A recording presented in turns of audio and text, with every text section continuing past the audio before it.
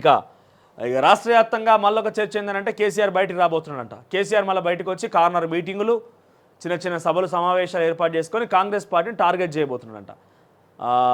బిడ్డేమో మొన్ననే తిహార్ జైలు నుంచి బయటకు వచ్చి పాదయాత్ర చేసి ముఖ్యమంత్రి అవుతా అని చెప్పి ప్రచారం చేసుకుంటున్నారు. ఆ ప్రచారం జరుగుతున్నది. బీఆర్ఎస్ కార్యకర్తలు ఏకంగా సీఎం అని తన మీద ప్రచారం చేస్తున్నారు, నినాదాలు చేస్తున్నారు. కొడుకేమో అటు కేటీఆర్ గారేమో బయటికి పోయారు, విదేశాలకు పోయారు. 10 తారీఖు దాకా రారంట. ఆయన విదేశాల్లో ఎటువంటి స్కెచ్ చేసుకొని పోయినా చాలా క్లియర్గా ఇప్పటికే మేము చెప్పుకొచ్చినాం. ఎటువంటి ఎవరెవరిని కలవబోతున్నారు, ఏ జాతీయ పార్టీతో నాయకులతో ఆయన కలవబోతున్నారు, ఈ రకంగా ఇప్పటికే మనం మాట్లాడుకున్నాం. సో కేసీఆర్ బయటికి రాబోతున్నారంటే దాని గురించి ఇన్ డీటెయిల్గా మనం వార్తలు చెప్పుకున్న నేపథ్యంలో మధ్యలో ఎక్కడ చెప్పుకుందాం. ఒకసారి వివిధ వార్తాపత్రికల్లో వచ్చిన కథలు దానికి సంబంధించి కొంత విశ్లేషణ చేసే ప్రయత్నం చేద్దాం. ముందుగా తొలి వెలుగు హెడ్లైన్స్ చూస్తాయి కనుక, ఉత్తమ్ కాబోయే సీఎం.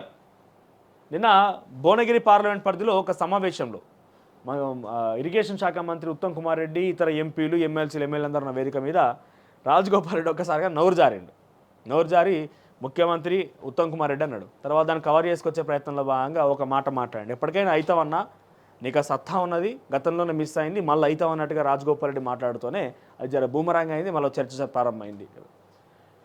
2 రోజులు భారీ వర్షాలు, బంగాళాఖాతంలో అల్పపీడనం, ఇక హైడ్రా దెబ్బకు ప్లాట్ల సేల్స్ డౌన్, రియల్ వ్యాపారంపై కూల్చివేతల ఎఫెక్ట్. మరి ప్లాట్ల సేల్స్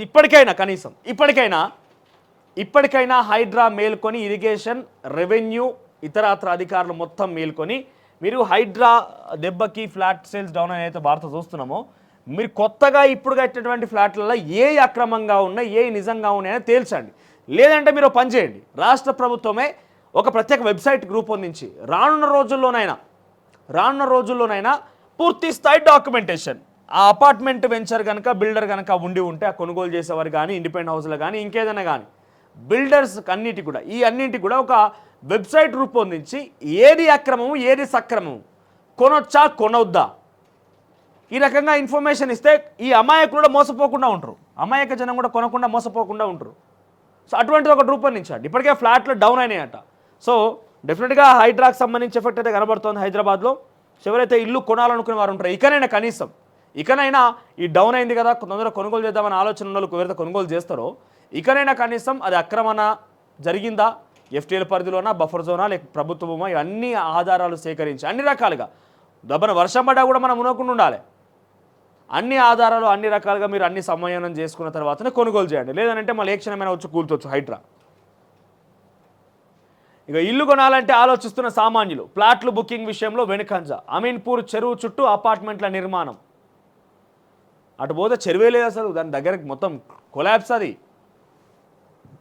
ఇక బుక్ చేసిన వాటిని రద్దు చేయమంటున్న ఖాతాదారులు. నగరంలోని పలు కొత్త ప్రాజెక్టుల్లోనూ ఇదే పరిస్థితి. ఇక హైడ్రా విస్తరణ, రేవంత్ సర్కార్ సంచలన నిర్ణయం. హైడ్రాకు అదనపు సిబ్బంది నియామకం, 3 జోన్లుగా విభజించేందుకు నిర్ణయం. ఓఆర్ఆర్ వరకు పరిధి విస్తీరణ. ఇక కలెక్షన్ల కోసమే హైడ్రా, కూల్చివేతల వెనుక రేవంత్ హైడ్రామా. ఢిల్లీకి డబ్బు మూటలు పంపేందుకే. మరి హైడ్రా పేరు చెప్పి ఎన్నెన్ని వసూలు చేశారు అనేది మీరు కేంద్రంలో అధికార పార్టీలో ఉన్నారు కాబట్టి మీరు బయట పెట్టాలి.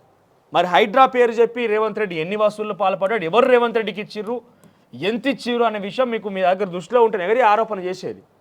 మరి అదేందో విషయం బయట పెట్టాలి. మొన్న ముఖ్యమంత్రి రేవంత్ రెడ్డి మీద బండి సంజయ్ ఈ రకంగానే ఆరోపణ చేసిన రోజు డీకేఆర్ను కూడా ఆరోపణ చేస్తోంది. సో మీరు తప్పు పట్టట్లే మీ మాటను. మేమేమంటున్నాం అంటే డీకేఆర్న దగ్గర అన్ని ఆధారాలు ఉండుంటేనే కదా ఈ మాట మాట్లాడుకొచ్చేది. సో మీరు ఏం చేస్తారంటే, ఎవరో హైడ్రా పేరు చెప్పిన తర్వాత రేవంత్ రెడ్డికి మూటలు పంపించిర్రు, ఆ మూటలు రేవంత్ రెడ్డికి ఎట్లా వచ్చినాయి, ఎవరిచ్చిర్రు, ఆ విషయాలు ఏదైనా ఒకటి ఉంటే మీరు బయట పెడితే యావత్ తెలంగాణ ప్రజానీకం మొత్తం కూడా రేవంత్ రెడ్డి పని ఏందో చేస్తాయి. కానీ చేయకుండా ఉత్తనే మనం ఏమంటారు ముఖ్యమంత్రి రేవంత్ రెడ్డి మీద ఆరోపణ చేస్తే రాష్ట్ర వ్యాప్తంగా చర్చనీయాంశం అవుతాం కదా, మనకు మీడియా అటెన్షన్ దొరుకుతుంది కదా అని మాటలు ఆరోపణ చేస్తే మాత్రం డెఫినెట్గా మీరు అక్కర్రాని ఆరోపణలు చేసిన విధంగానే కొంత ఇబ్బందులు ఎదుర్కొంటారు. ఎందుకంటే సామాన్యులు కూడా హైడ్రాని వాళ్ళు హర్షిస్తున్నారు, హైడ్రా పనితీరు హర్షిస్తున్నారు, ఆ రకంగానే వ్యతిరేకిస్తున్నారు కూడా. కొంత అక్రమ కట్టడాలను పెద్దవాళ్ళు ఉన్నటువంటి దోచుకున్నటువంటి ఆ భూములను తిరిగి జప్తు చేయడం కోసం వాళ్ళు చేస్తున్న ప్రయత్నాన్ని బేష్ అంటున్నారు సామాన్య ప్రజలు కూడా.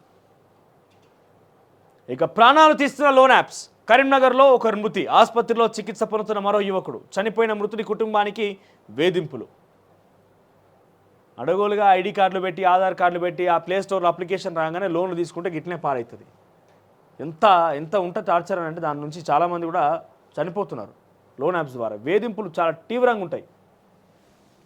ఈనాడు విషయానికి వస్తే, నిన్న పారిస్లో పారా ఒలింపిక్స్ స్టార్ట్ అయింది కదా. సో ఇండియాకి 4 పథకాలట, దాంట్లో ఒక స్వర్ణం కూడా గెలుచుకున్నారు. స్వర్ణం మొత్తం మొన్న ఒలింపిక్స్ మొత్తం నాకు తెలిసి 4 మెడల్స్ 5 మెడల్స్ వచ్చినాయి మనకి మెయిన్ ఒలింపిక్స్లో, రెగ్యులర్ ఒలింపిక్స్లో, పారిస్ జరిగిన రెగ్యులర్ ఒలింపిక్స్లో. ఇక్కడ చూస్తే 4 ఒక రోజులోనే. పోయినసారి 70కి పైగా మెడల్స్ వచ్చినాయి మనకు. 70 మెడల్స్ అంటే అంతా ఇంత కాదు. పారా ఒలింపిక్స్లో 70 మెడల్స్ అంటే అంతా కూడా. పారా ఒలింపిక్స్ అంటే ఏంటంటే వికలాంగులుగా కొంత అంగవైకల్యం కలిగినటువంటి వికలాంగులుగా ఉన్నటువంటి వ్యక్తులందరూ కూడా పారా ఒలింపిక్స్లో పాల్గొంటారు. సో ఎంతటి మంచి ప్రదర్శన చేస్తున్నారంటే 70 అవార్డులు వచ్చినాయి పోయినసారి ఒలింపిక్స్లో. 70 మెడల్స్ వచ్చినాయి. ఈసారి అంతకు మించే వస్తాయన్నట్టుగా ఆశాభావం వ్యక్తం చేస్తున్నారు. సో వీళ్ళని ఎంకరేజ్ చేయండి. వీళ్ళకి పెద్ద తక్కువ బడ్జెట్ ఉంటుంది, వీళ్ళకి అలొకేషన్ అని కూడా వాళ్ళతో పోలిస్తే, మెయిన్ ఒలింపిక్స్ వాళ్ళతో పోలిస్తే చాలా తక్కువ రేట్లో ప్రభుత్వం వీళ్ళ మీద ఖర్చు చేస్తుంది. కానీ వాళ్ళకు మించి 10 రేట్లుగా వీళ్ళ మెడల్స్ సాధించగలుగుతున్నారు. సో వీళ్ళని ఎంకరేజ్ చేయాల్సిన అవసరం, బాధ్యత డెఫినెట్గా రాష్ట్ర ప్రభుత్వాల మీద, కేంద్ర ప్రభుత్వం మీద తప్పకుండా ఉన్నది. ఇక అద్భుతాల అవని, భారత్కు ఒకే రోజు 4 పథకాలు. ఇక కింద చూస్తే పర్యాటకానికి సోబగులు, ఆధ్యాత్మికత, ప్రకృతి, హెల్త్, టూరిజంపై వివిగా కార్యాచరణ. ఇక పక్కనే తహసీల్దార్ స్థాయిలోనే భూ సమస్యల పరిష్కారం అంటూ మరొక హెడ్లైన్ ఉంది. ఇక ఫ్లూ సోకినప్పుడు యాంటీబయాటిక్స్ వద్దు. ఈ మధ్యలో ఏ జ్వరం వచ్చినా కూడా పోయి యాంటీబయాటిక్స్ అని వేస్తున్నారు. కానీ యాంటీబయాటిక్స్ ఎంత మంచిదో అంతే ప్రమాదం కూడా. ఎక్కువ వేసుకున్నా కూడా ప్రమాదమే. సో చాలామంది డాక్టర్లు తెలియక కూడా, ఆర్ఎంపీ డాక్టర్లు ముఖ్యంగా, అడిగి పోయినామా అంటే అంతే నువ్వు ఊర్లోకి పోతున్నావు. ఒక విషయం చెప్తాను మీకు, ఆ అంశం వచ్చింది కాబట్టి. ఊర్లోకి పోతే మీరు గమనించండి, ఆర్ఎంపీలుగా పిఎంపీలుగా చలామణి అవుతుంటారు. కొంతమంది నిజంగానే వాళ్ళు ప్రాక్టీస్ చేసిన వాళ్ళు ఉంటారు. కొంతమంది ఊరికేనే వాళ్ళు నామవాస్తుగా ఉత్తగానే ఏమైనా కూడా ఒకటి ఎర్రగోలి పచ్చగోలు అన్నట్టుగా ఊర్లలో పోతే తెలుస్తుంది. జ్వరం వచ్చిపోయినా అదే ఇంజక్షను, తర్వాత ఇంకేదైనా అదే ఇంజక్షన్, ఏదైనా అదే ఇంజక్షన్. సో పెయిన్లు, నొప్పులు, వ్యవసాయ పనులకు పోయేటోళ్ళు, కూలినాలు చేసుకుంటూ కొంత ఆరోగ్యం బాగాలేదా, లేకుంటే కాళ్ళ నొప్పులు వస్తున్నాయి, చేతుల నొప్పులు వస్తున్నాయి అనగానే పెయిన్ కిల్లర్లు ఇస్తూ ఉంటారు. లేకుంటే మీకు టాబ్లెట్స్ కూడా పెయిన్ కిల్లర్లు ఇస్తూ ఉంటారు. దీనివల్ల ఎంత ప్రమాదం ఉంటుంది తెలుసా? మీరు గమనించండి. క్షేత్రస్థాయిలో ఉన్నటువంటి ఆర్ఎంపీలు, పిఎంపీలు ప్రతిసారి మీరు పోయినప్పుడల్లా పెయిన్ కిల్లర్ ఇవ్వడంతో మీ కిడ్నీపై ఎఫెక్ట్ పడుతుంది.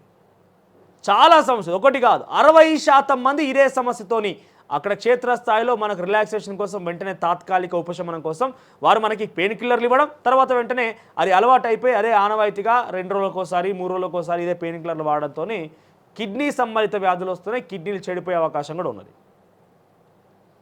సో తాత్కాలిక ఉపశమనం కోసం ముఖ్యంగా క్షేత్రస్థాయిలో అక్కడ డిఎంహెచ్ఓలు కానీ, లేకపోతే క్షేత్రస్థాయి హెల్త్ ఆఫీసర్లు కానీ, ఈ పిఎంపీలుగా చలామణి అవుతున్న వాళ్ళు ఉంటారు కదా ఊర్లలో, ఫస్ట్ వాళ్ళ దగ్గరికి ఇన్స్పెక్షన్ చేయాలి. వాళ్ళు నిజంగానే ఆథరైజ్డ్గా, వాళ్ళు నిజంగానే టాబ్లెట్స్ కరెక్ట్గా ఇస్తున్నారా, వాళ్ళు నిజంగానే ఇంజక్షన్లు వాళ్ళంతే వాళ్ళు ఇవ్వచ్చా, వాళ్ళకి కరెక్ట్గా పకడ్బందీగా ఉందా, అది ఇన్స్పెక్షన్. ఎందుకంటే తాత్కాలిక ఉపశమనం కోసం ఏదో డాక్టర్ ఉన్నాడు కదా అని పోయి అక్కడికి పోయి ఒక్కో ఇంజక్షన్ ఇస్తే ఎంత తెలుసా ఊర్లో? 150 రూపాయలు ఒక్క ఇంజక్షన్కి.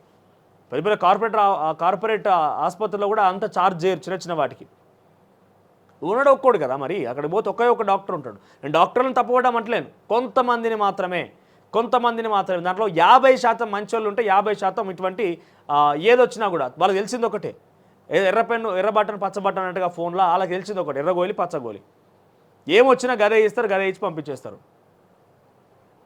ఇది చాలా 100% జరుగుతున్న విషయం విలేజెస్లో. సో యాంటీబయాటిక్స్ అనేది ఈ మధ్య కాలంలో విష జ్వరాలు వస్తున్నాయి కాబట్టి పోగానే వాళ్ళకి తెలిసినా తెలియకపోయినా యాంటీబయాటిక్స్ ఇస్తున్నారు. యాంటీబయాటిక్స్ ఇచ్చి కూడా దాంతో కూడా ప్రమాదమే.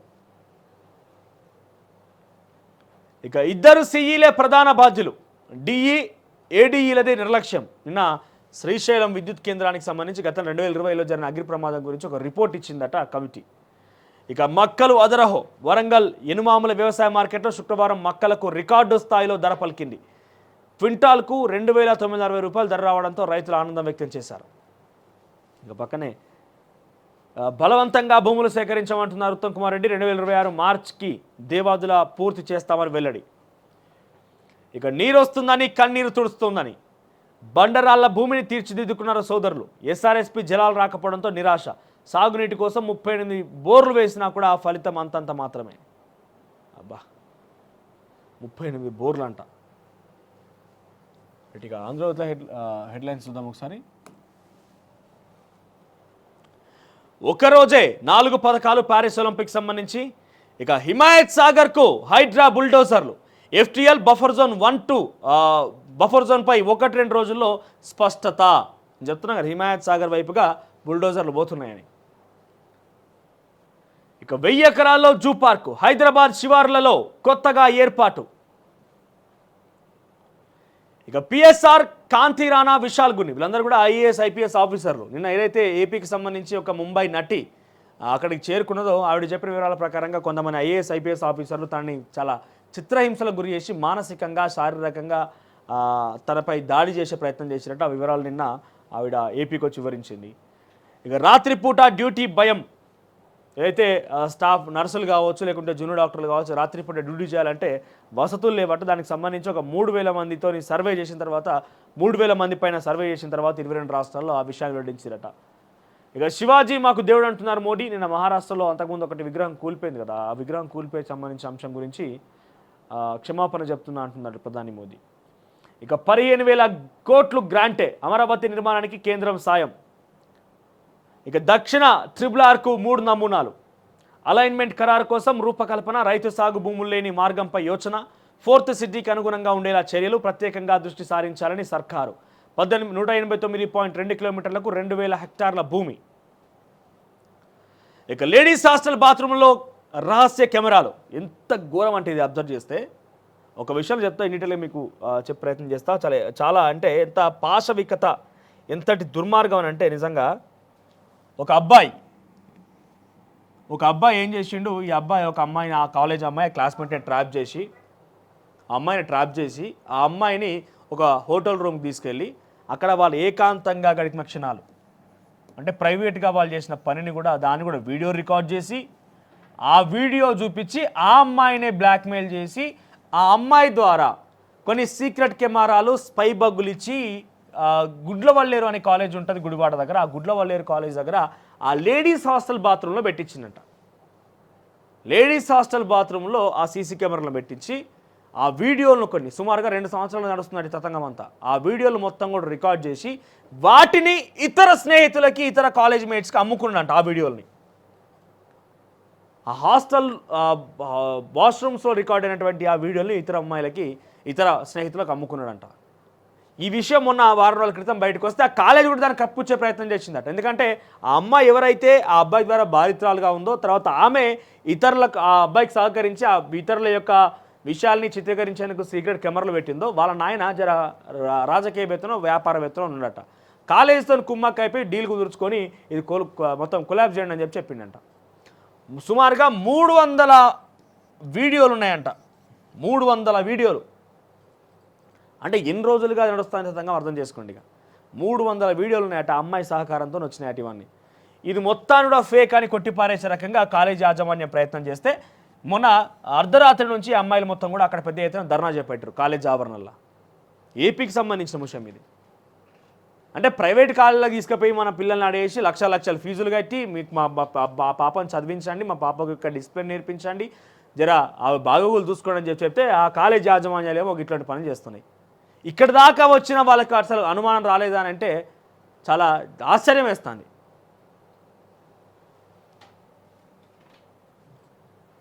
ఇటువంటివి చూసిన తర్వాత అమ్మాయిలను బయటికి పంపించాలని ఇప్పటికే భయపడుతున్నారు. ఈ కాలేజీలు పంపించాలన్నా కూడా మళ్ళీ పాత రోజులు బయటకు వస్తాయి కావచ్చు. ఇట్లాంటి అన్ని ఘటనలు చూస్తే మళ్ళీ పాత రోజులు బయటకు వచ్చి అమ్మాయిలు మళ్ళీ వంటగదికే పరిమితం చేయాలని ఒక అంశం తెర మీదకి వస్తుంది కావచ్చు. ఇక వెలుగు విషయానికి వస్తే అవని స్వర్ణ చరిత్ర అంటూ ఒక వార్త, తర్వాత వాల్టా చట్టానికి పదును, చెరువుల రక్షణకు సర్కార్ చర్యలు.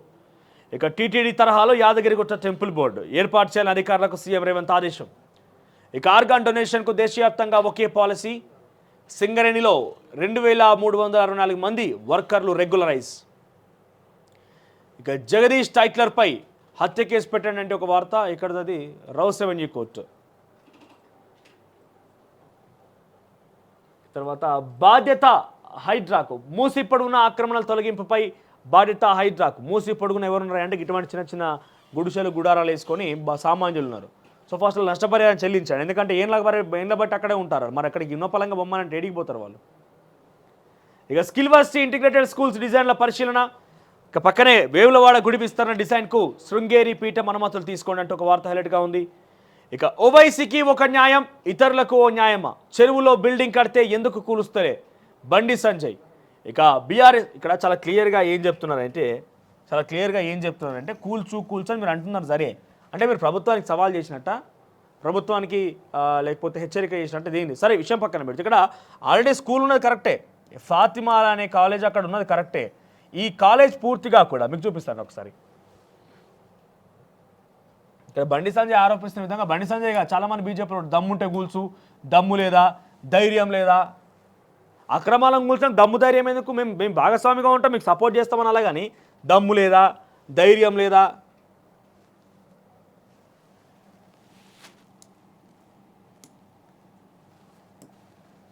పూర్తిగా అది మొత్తం కూడా చెరువుకి అంటే ఒక ఐలాండ్ లాగా ఉంటుంది. అది 3 సైడ్లో కూడా అక్కడ చెరువే ఉంటుంది.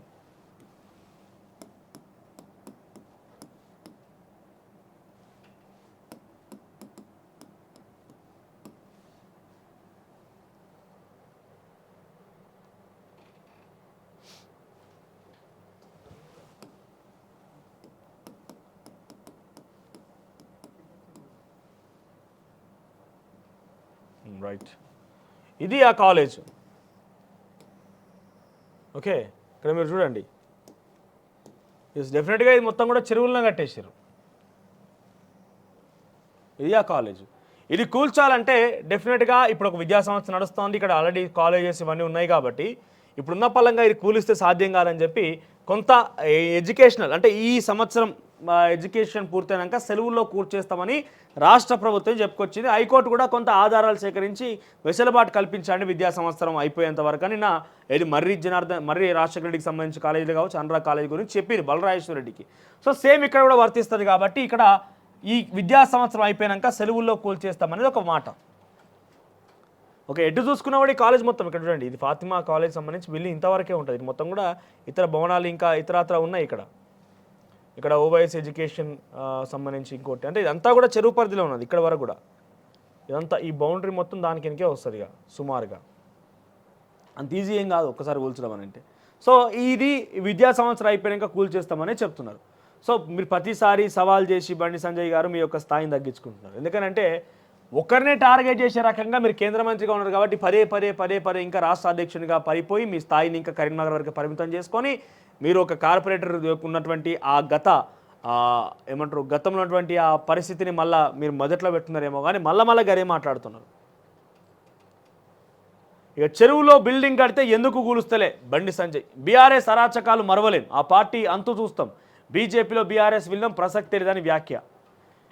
పక్కనే ప్రాజెక్టుల పేరుతో కేసీఆర్ జేబులు నింపుకున్నాడు, ఇరిగేషన్ శాఖను సర్వనాశనం చేసినట్టున్న మంత్రి ఉత్తమ్ కుమార్ రెడ్డి. ఇక శివాజీ విగ్రహం ముందు శిరస్సు వంచి మోదీ క్షమాపణలు. ఇక చివరిగా నమస్తే తెలంగాణ హెడ్లైన్స్ చూద్దాం. నమస్తే తెలంగాణలో ఏముందనేది. ఇక నమస్తే తెలంగాణలో ఏమున్నది, పోరుబాటలో రైతన్న పాదయాత్ర, రుణమాఫీ పేరుతో తమకు జరిగిన అన్యాయంపై ఆదిలాబాద్ రైతుల పోరుబాట పట్టారు. తాంసీ మండలం కప్పర్ల నుంచి పాదయాత్ర చేపట్టిన రైతులు మండల కేంద్రంలో ధర్నా నిర్వహించారు. ఎరువుల కోసం బార్లట, గృహజ్యోతికి బిల్లుల మోత. ఇప్పుడు ఏంటంటే ఇది సమస్యలు. ఇప్పుడు ఒక్కసారి వీళ్ళ ఎలివేషన్ ఏంటుంటుందంటే సరే ఉన్నాయి సమస్యలు లేవని నేను చెప్పట్లేదు, ఇప్పుడు వీళ్ళకి దృష్టికి ఇప్పుడేందుకు గుర్తుకొచ్చినాయి ఈ సమస్యలన్నీ, మరి పోయిన 10 సంవత్సరాలు గుర్తు రాలేదంటే తెలంగాణ రాష్ట్రం మొత్తం ఎడారిగా మారిపోయింది. ఎడారిగా మారిపోయినటువంటి తెలంగాణ రాష్ట్రాన్ని ప్రజలు ఇక్కట్లు పడుతున్నారు, తిండి కూడా దొరుకుతలేదు. ఇటువంటి నేపథ్యంలో కేజీఎఫ్ లాగా ఒక్కసారిగా అందరి సమస్యలను తొలగించడం కోసం కేసీఆర్ బయటికి రాబోతున్నాడు. ఈ ఎలివేషన్ కావాలి ఇప్పుడు వాళ్ళకి. నేను చెప్పినా ఇదే ఎలివేషన్ కావాలి. దీని ఎలివేషన్ కావాలంటే ఫస్ట్ సమస్యలు చెప్పాలి కదా. ఈ సమస్యలు మొత్తం ఇక్కడ రైతులది ఇచ్చిర్రు, విద్యార్థులు ఇచ్చిర్రు, మహిళలది ఇచ్చిర్రు, ఇక్కడ ఇచ్చిర్రు, బుల్డోజర్లు ఇచ్చిర్రు, రైతుల పాదయాత్రలు ఇచ్చిర్రు. దళిత బంధు పథకంలో మీ ఎమ్మెల్యేలు తిన్న పైసల కోసం దళిత బంధు రోడ్ ఎక్కినప్పుడు వార్త వచ్చిందా? జర్నలిస్టులమే దాడులు జరిగిపోయి జర్నలిస్టులు మొత్తం పూర్తిగా కొట్టి కేసుల పాలు చేసి ఎవరిని కూడా మాట్లాడకుండా చేసి కనబడితే కేసులు పెడతామనే స్థాయికి వచ్చినప్పుడు ఏమైనా నమస్తే తెలంగాణ వార్త వచ్చిందా? ఆ వార్త కనిపించిందా? గాంధీ హాస్పిటల్లో ఒక వ్యక్తి వైద్యం కోసం వచ్చిన తర్వాత ఆయనకి కాళ్ళని మొత్తం కూడా పందికొక్కులు మాంసం మొత్తం తినేసిన తర్వాత ఆ వార్త వచ్చిందా? నేను చెప్తున్నా చాలా క్లియర్గా, కేజీఎఫ్ లెవెల్ ఎలివేషన్ కావాలి కేసీఆర్కి. ఇప్పుడు రేపో మోప కేసీఆర్ బయటకు రాబోతున్నాడు. కేసీఆర్ బయటకు వచ్చి కార్నర్ మీటింగ్లు, సభలు, సమావేశాలని చెప్పి మళ్ళీ బయటకు వచ్చి ఏదో మాట్లాడే ప్రయత్నం చేయబోతున్నాడు. పార్లమెంట్ ఎన్నికల్లో కొలాప్స్ అయ్యిండు, అసెంబ్లీ ఎన్నికల్లో కొలాప్స్ అయ్యిండు. ఇప్పుడు కవిత బయటకు వచ్చింది, ఇష్టం ఉన్నట్టు మాట్లాడవచ్చు. ఎవరు అడ్డు చెప్తారు చెప్పండి? అయితేనేమో కేటీఆర్ బయట మంతనాలు చేస్తున్నాడు కాబట్టి బీజేపీ సపోర్ట్ ఇంకేదో సపోర్ట్ తీసుకొని ఇంకేదైనా సెఫాలజిస్టుల నిర్ణయం తీసుకొని వాళ్ళ సపోర్ట్తో మళ్ళీ రాజకీయాలు చేయాలి. లేదంటే కేసీఆర్ స్టైల్ స్టార్ట్ చేయాలి. ఇక నేను అంటున్నా కదా, తెలంగాణ మొత్తం ఎడారిగా మారిపోయింది. ప్రజలు హాహాకారులతోని కేసీఆర్ అంటే ఎదురు చూస్తున్నారు. నోటికి తిందామంటే తిండి దొరుకుతలేదు, తాగుదామంటే నీరు దొరుకుతలేవు. ఇటువంటి ఎడారి ఉన్నటువంటి ఈ పరిస్థితుల్లో తెలంగాణ రాష్ట్రాన్ని ఈ సమస్యల వలయం నుంచి బయటికి తీసుకొచ్చేందుకు కేసీఆర్ రాబోతున్న ఎలివేషన్ బీఆర్ఎస్ కావాలి. ఈ ఎలివేషన్ కావాలి. నేను చెప్తున్నా కదా, నేనే చెప్తున్నా. అది నువ్వే చెప్తావా, ఇది నువ్వే చెప్తావు అంటే రెండు నేనే చెప్తున్నా. ఈ లెవెల్ ఎలివేషన్ కావాలి. ఇప్పుడున్న బలంగా బయటకు వస్తాడు. ఇక ఆ రోజు ఊరియా కోసం లైన్లు నిలబడ్డప్పుడు కేసీఆర్కి ఆ రైతులు గుర్తు రాలే. ఆ రోజు రుణమాఫీ కాలేదని చెప్పి బ్యాంకుల చుట్టూ రైతులు తిరిగినప్పుడు ఆ రోజు రైతుల కేసీఆర్కి ఆ రైతులు కనబడలే. దళిత బంధు పథకంలో మీ ఎమ్మెల్యేలు 3 లక్షల రూపాయలు తీసుకొని ఆ దళితుల దగ్గర కూడా డబ్బులు దోచుకున్నటువంటి ఎమ్మెల్యేలు మీకు సమస్య సంబంధించి మీ దృష్టికి వచ్చినా కూడా ఆ రోజు దళితులు గుర్తురాలే. బహుజన వర్గాలు ఎంత అణచివేసినా దొరల గడిల పాలన కొనసాగించడం అనే దానికి నిదర్శనంగా అనేక సమస్యలు బయటకు వచ్చినా కూడా ఏ రోజు కూడా కేసీఆర్కి ఆ సమస్యలు కనబడలే. ఇప్పుడు నేను సమస్యలు లేవని కాంగ్రెస్ పార్టీని మద్దతు ఇస్తలేను. ఈ సమస్యల మీద పోరాడేటువంటి నైతిక హక్కు, ఆ ధర్మం, ఆ పని, ఆ ప్రజాస్వామ్యంలో ఆ హక్కు అవన్నీ కూడా బీఆర్ఎస్ పార్టీకి లేవనేది ప్రజలు అనుకుంటున్నారని నేను చెప్తున్నా. ఎస్, ఆ రోజు ఈ రైతులు యూరియా కోసం నిలబడలేదా? గత 10 సంవత్సరాలు 7 రోజు కూడా సరే నిలవాలి ఊరియా కోసం బారులు నిలబడే రోజులు లేవా? బ్యాంకుల దగ్గర రుణాల కోసం బారులు రోజులు లేవా? మహిళలు రోడ్డు ఎక్కిన రోజులు లేవా? రైతులు అరిగోసపడి ఆ కళ్ళాల మీద బట్ల కుప్పల మీద చనిపోయిన రోజులు లేవా? ఆ రోజు ఏ రోజు అన్న నమస్తే తెలంగాణ ఈ పత్రిక ఏ రోజు అన్న ఈ సమయత్తు వార్త రాసుకొచ్చిందా? అప్పుడు ఈ సమయత్తు వార్త రాసుకొచ్చిందా అప్పుడు నీ పత్రిక?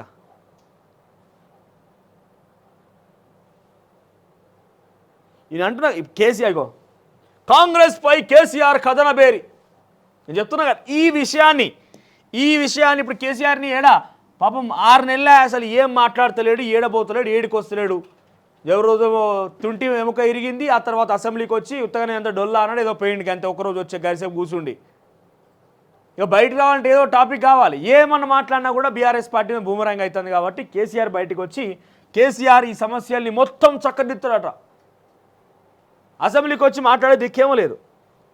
ఒక ప్రతిపక్ష నాయకుడిగా అన్ని రకాల సదుపాయాలు నీకు ఇచ్చి అసెంబ్లీకి వచ్చి మాట్లాడవయ్యా అంటే అసెంబ్లీకి వచ్చి మాట్లాడే సమయమేమో నీకు లేదు. ఇదేం సర్కారు, ఇదేం పాలన? నేను చెప్తున్నా చాలా క్లియర్గా మీకు చెప్తున్నా. ఇంకో 2-3 రోజుల్లో పెద్ద ఎత్తున బీఆర్ఎస్ పార్టీ ప్రొవోకేటెడ్ ఉద్యమాలు, బీఆర్ఎస్ పార్టీ ప్రొవోకేటెడ్ ధర్నాలు జరగబోతున్నాయి సామాన్య ప్రజల నుంచి. కాంగ్రెస్ పార్టీకి ఒక హెచ్చరిక. డెఫినెట్గా పక్కాగా మాకున్నటువంటి సమాచారం మీకు చెప్తున్నాము, ప్రభుత్వం దృష్టికి తీసుకొస్తున్నాం, పోలీసు అధికారుల దృష్టికి తీసుకొస్తున్న అంశం ఏంటంటే బీఆర్ఎస్ పార్టీ కొత్త సమస్యల్ని వెలికి తీసి వాటి ద్వారా ప్రొవోకేటెడ్ ఉద్యమాలని ధర్నాలు చేపట్టబోతోంది.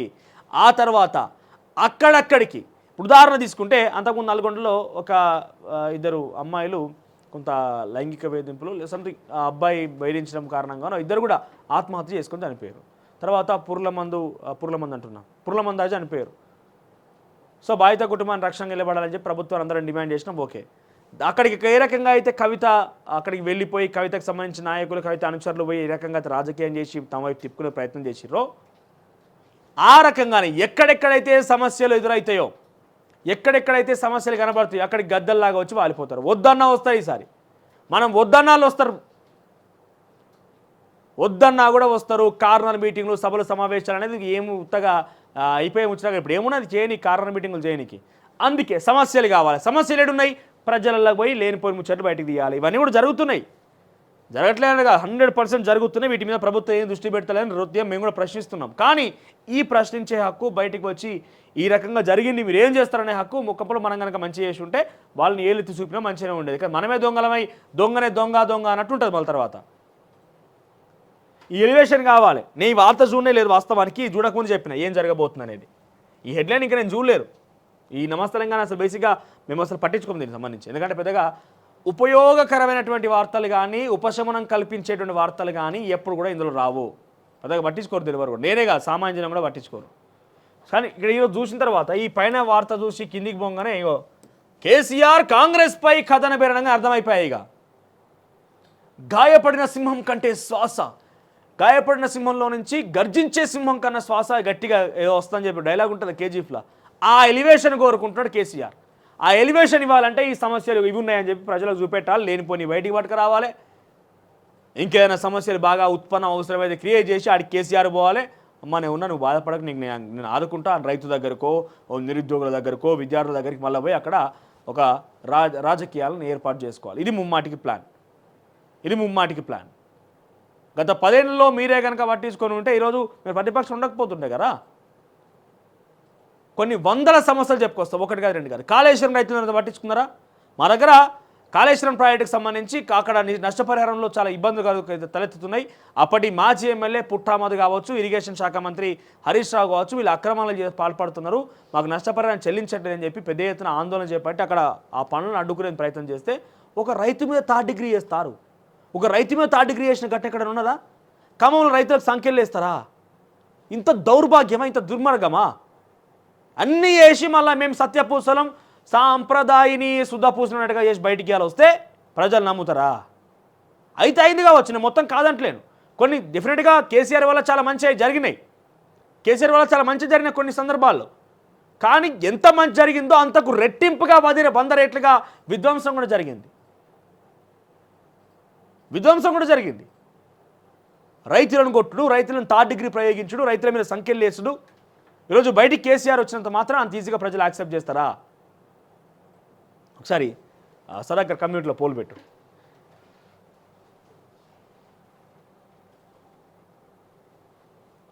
కేసీఆర్ బయటికి వస్తుంటే మద్దతు ఇస్తారా? మరోసారి ఉద్యమాలు చేపట్టబోతుండట.